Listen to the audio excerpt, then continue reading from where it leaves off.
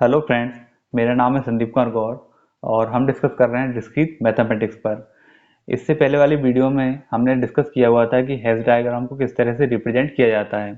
इससे पहले वाली वीडियो में हमने देखा था कि यदि हमारे पास कोई पोसेट दिया हुआ है तो उस पोसेट को हम हेज डायग्राम से किस तरह से रिप्रेजेंट करेंगे।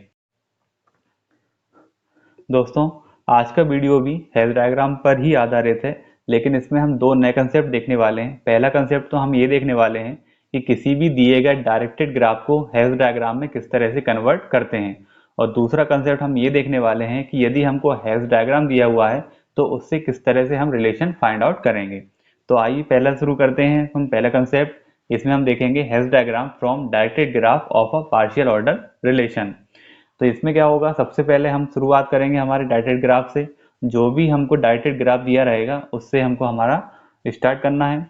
सेकंड स्टेप में हम क्या करेंगे, जितने भी वर्टाइसेस हैं उनमें यदि सेल्फ लूप दिया हुआ है, मीन्स वहाँ पे लूप दिया हुआ है, तो सारे के सारे लूप्स को हमको क्या करना है, रिमूव करना है। Remove the loops at all the vertices, that is हमारे पास जो वर्टाइसेस होगा, मान लीजिए हमारे पास वर्टाइसेस है ए और यहाँ पे सेल्फ लूप दिया हुआ है, तब इसको हम सिंपली इस तरह से रिप्रेजेंट करेंगे। ये हमको दिया रहेगा डायरेक्टेड ग्राफ में, और जब हम इसको कन्वर्ट करेंगे हेज डायग्राम में तो उसको इस तरह से हमको सिंपल लिखना है। नेक्स्ट जो पॉइंट है, if A is related to B then B appear above the element A and the element A is connected to element B by an edge with arrows pointing upwards. Remove all the arrows. अब यहाँ पे क्या होता है, जो directed graph होता है, यदि वहां पर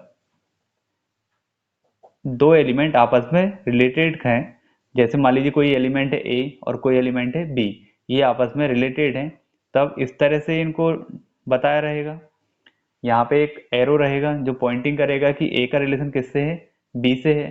तब यदि इसको हम हेज डायग्राम में रिप्रेजेंट करेंगे तो यहाँ पे जो एरो का सिंबल है उसको हमको हटा देना है, उसको रिमूव कर देना है। तो इसको हम सिंपली यहाँ पे इस तरह से बताएंगे, vertices A and vertices B, और यहाँ पे जो एरो का सिंबल है उसको यहाँ से हटा देना है।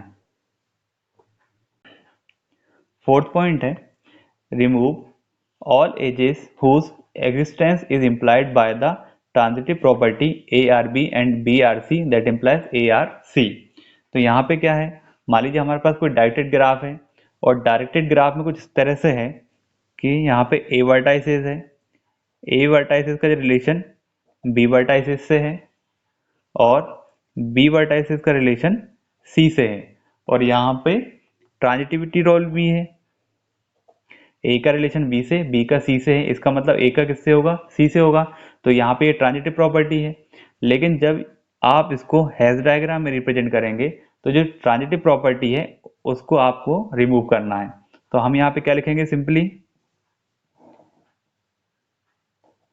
ए से बी एंड बी से सी।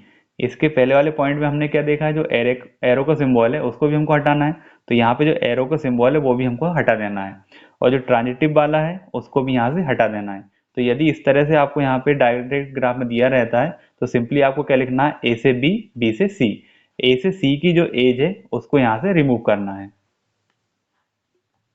आइए अब इसका एक एग्जाम्पल देखते हैं। यहाँ पर हमारे पास क्वेश्चन दिया हुआ है, draw a hedge diagram from the directed graph ji for a partial order relation on a set A element 1 2 3 4। अब क्वेश्चन में हमको क्या दिया हुआ है कि हमारे पास एक सेट है ए, इसमें एलिमेंट है 1 2 3 4, और इसके ऊपर एक पार्शियल ऑर्डर रिलेशन डिफाइन किया गया है जिसके लिए डायरेक्टेड ग्राफ आपको दिया हुआ है। इस डायरेक्टेड ग्राफ से आपको क्या निकालना है, हेज डायग्राम निकालना है। तो हमने जो जो स्टेप्स पढ़ी हैं उनको हम अप्लाई करते हैं। स्टार्टिंग कहाँ से करना है, हमको हमारे डायरेक्टेड ग्राफ से स्टार्ट करना है, तो ये तो फर्स्ट पॉइंट हो गया। इसके बाद हमको क्या करना है, remove all the loops from vertices. जितने भी यहाँ पे वर्टेक्स आपको दिए हुए हैं उन पे जो लूप दिया हुआ है उनको आपको यहाँ से हटा देना है। तो पहली स्टेप में हम इसको हटा देते हैं। तो अब हमारे पास जो डायग्राम है वो किस तरह से बनेगा, यहाँ पे 1 है, यहाँ 3, 2 एंड 4। सेल्फ लूप हटा देना है, तो अब कौन कौन से एरो बचे हैं? 3 से 1 के लिए है, 3 से 2 के लिए है, 3 से 4 के लिए है और 1 से 4 के लिए है। सेल्फ लूप हटाने के बाद इसके बाद जो नेक्स्ट स्टेप है उसमें हमको क्या करना है? Arrange in upward direction. इससे पहले वाले वीडियो में हमने हेल्थ डायग्राम जब देख रहे थे तब हमने बताया था जो हेल्थ डायग्राम होता है वो बॉटम से टॉप की ओर चलता है, मीन्स आपको नीचे से शुरुआत करके ऊपर तक पहुंचना रहता है। तो यहाँ पर भी हम जो डायरेक्टेड ग्राफ हमको दिया रहता है इसको अपवर्ड डायरेक्शन में अरेंज करेंगे। तो देखिए यहाँ पे यदि आप ध्यान से देखें तो जो 4 नंबर का वर्टाइसिस है वहाँ पर 1 से भी आ रहे हैं और 3 से भी आ रहे हैं, मीन्स सबसे नीचे तो ये हो नहीं सकता क्योंकि 3 के बाद भी 4 आएगा और 1 के बाद भी 4 आएगा। इसी तरह अगर हम 2 देखें तो 2 पे भी क्या हो रहा है? 3 के बाद जाया जा रहा है, तो ये भी आपको सबसे नीचे नहीं रहेगा। इसी तरह जो 1 है, 3 के बाद क्या आएगा? 1। यहाँ पे जो वर्टेक्स आपको 3 दिख रहा है, यहाँ पे सिर्फ आउट गोइंग ही आपको दिख रही है, इसलिए सबसे नीचे कौन सा वर्टेक्स आएगा? 3। तो हमने यहाँ पे सबसे नीचे क्या बना दिया? 3। अब 3 के बाद देखिए 3 से कहाँ जा रहे हैं? 1 पे, 3 से 2 पे और 3 से ही 4 पे जा रहे हैं। अब 3 से जब हम 1 पे जा रहे हैं तो हमने यहाँ पे बना दिया 3 से 1 बना दिया। 3 से 1 बनाने के बाद अब 3 से क्या है? 2 पे जाएंगे, तो 3 से हम चले गए कहाँ पे? 2 पे चले गए। अब यहाँ पे देखिए 3 से 4। अब यदि आप ध्यान से देखें तो यहाँ पे आपको ट्रांजिटिव जो एज है उसको भी हटाना है। तो देखिए 3 से 1 पे है और 1 से 4 पे है, और यहाँ पे 3 से 4 हो रहा है, इसका मतलब जो 3 से 4 है वो क्या है? ट्रांजिटिविटी शो कर रहा है, तो इसको भी आपको यहाँ से हटा देना है। 3 से 1, 3 से 1 के लिए एज है और 1 से 4 के लिए एज है, और यहाँ पे 3 से 4 के लिए एज है, तो इस एज को हम यहाँ से हटा देंगे। तो 3 से 1 हो गया और 1 से क्या हो जाएगा? 4 हो जाएगा। ठीक। अब इसके बाद अब यहाँ पे हमने क्या किया है? सेल्फ लूप भी हटा दिया है, जो ट्रांजिटिव एज थी उसको भी हटा दिया है, इसको अपर डायरेक्शन में कन्वर्ट कर लिया है। अब क्या करेंगे? जितने भी यहाँ पे एरोस के सिंबल है उनको हटा देना है। तब हम क्या करेंगे? Remove all arrows. तो क्या हो जाएगा यहाँ पे? 3, 3 से 1, 1 से 4 एंड 3 से 2। तो फ्रेंड्स ये है हमारा हेल्थ डायग्राम।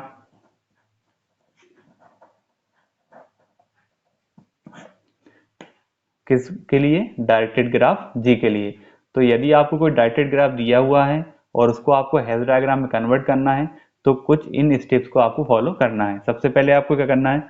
जितने भी वर्टेक्स है उनसे लूप हटा देना है। यदि वहां पे ट्रांजिटिव एज दी हुई है तो उस एज को हटा देना है। इस डायरेक्टेड ग्राफ को अपवर्ड डायरेक्शन में कन्वर्ट करना है और उसके बाद जितने भी यहाँ पे एरोस के सिंबल है उन एरोस के सिंबल को हटा देना है।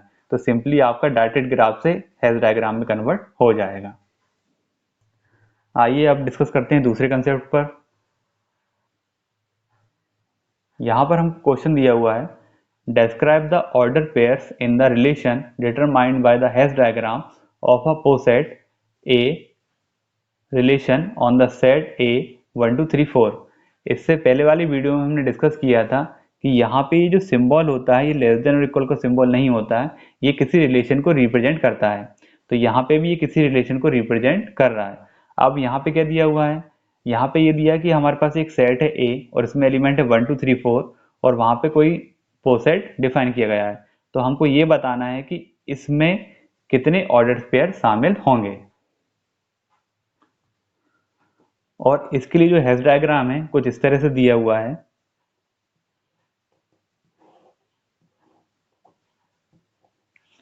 1 2 3 4।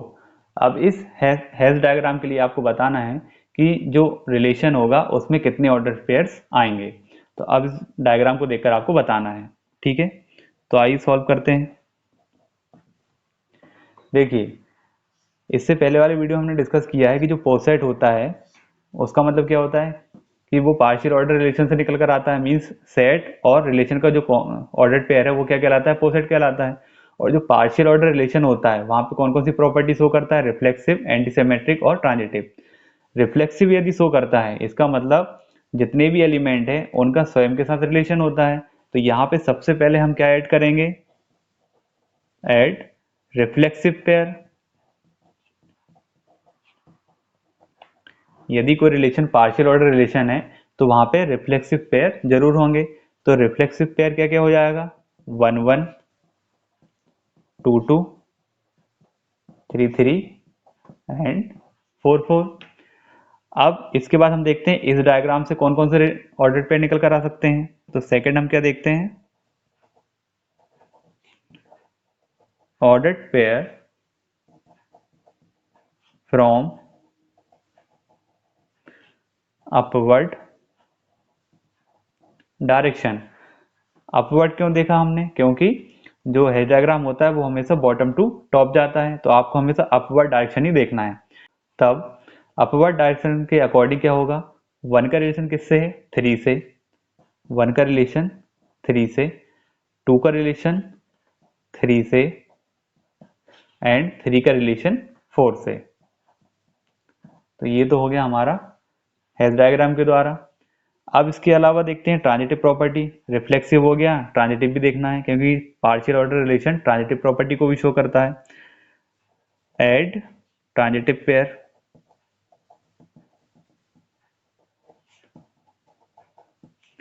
ट्रांजिटिव पेयर यदि देखते हैं तो क्या क्या निकल कर आएगा, देखिए 1 से 3 है, 3 से 4 है, 1 से 3, 3 से 4, तब क्या निकल कर आएगा, 1 से 4, 2 से 3, 3 से 4, तब क्या हो जाएगा, 2 से 4।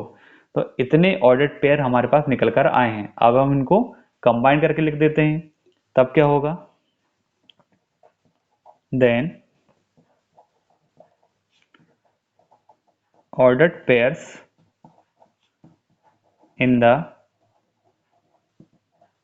relation are क्या क्या हो जाएंगे, 1 1, 2 2, 3 3, 4 4, 1 3, 2 3, 3 4, 1 4, 2 4। ओके फ्रेंड, तो ये है हमारा सेकंड कंसेप्ट हेल्थ डायग्राम से रिलेटेड। यदि आपको कोई हेल्थ डायग्राम दिया हुआ है और आपको ये कहा जाता है कि उसमें कितने ऑर्डर्ड पेयर शामिल हो सकते हैं, तब आपको कुछ इस तरह से यहाँ पे निकालना रहेगा। सबसे पहले जिस सेट के लिए आप काम कर रहे हैं उसमें जितने भी रिफ्लेक्सिव पेयर हो सकते हैं वो आपको लिखना है। फिर आपको हेल्थ डायग्राम के अपवर्ड डायरेक्शन से ऑर्डर पेयर लिखने हैं। फिर यदि ट्रांजिटिव पेयर बन रहे हैं तो ट्रांजिटिव पेयर से जो भी निकल कर आता है वो लिखना है और इनको फिर कंबाइन करके लिख देना है। तो ये आपका आंसर हो जाएगा। ओके, तो दोस्तों यदि आपको आज का वीडियो पसंद आया तो वीडियो को लाइक करें, शेयर करें, और यदि आप मेरे चैनल पर नए हैं तो प्लीज़ मेरे चैनल को सब्सक्राइब करें। Thank you.